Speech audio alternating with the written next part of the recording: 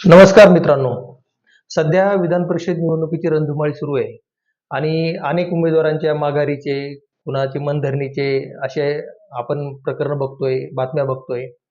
तर सर्वसामान्यांना असा हा प्रश्न पडतो, की नेमकी ही निवडणूक आहे कशाची? तर सोप्या शब्दात आपण जे नगरसेवक निवडून दिलेले असतात स्थानिक स्वराज्य संस्थांमध्ये, ते नगरसेवक मतदार म्हणून या आमदारांची निवड करतात. आणि ही निवड जी आहे, तर ही कुठल्याही मुद्दे, कुठलेही धोरण, कुठलाही पक्ष, कुठलीही विचारधारा यावर आधारलेली नसते, असं माझं ठाम मत आहे.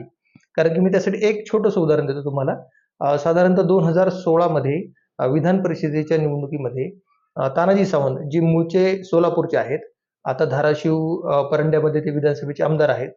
तर परंड्याचे आमदार होण्यापूर्वीही त्यांनी धाराशिवला आपला जम बसवला आणि राजकारणात येण्यासाठी त्यांनी पहिली निवडणूक विधान परिषदेची यवतमाळ स्थानिक स्वराज्य संस्था मतदारसंघामधून लढवली.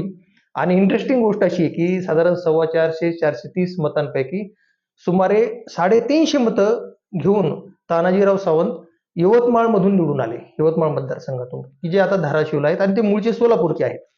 तर ही निवडणूक कशी होत असेल, यासाठी काय लागत असेल, हे तुम्हाला सांगायची गरज नाही. आणि इंटरेस्टिंग गोष्ट अशी याच्यामध्ये आहे, की याच्यासाठी उमेदवार जो आहे, तो आपण म्हणतो ना, की पैशाने गब्बर पाहिजे.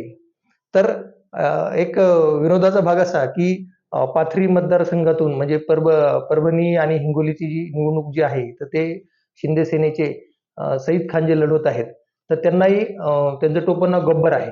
आहे की नाही इंटरेस्टिंग? धन्यवाद.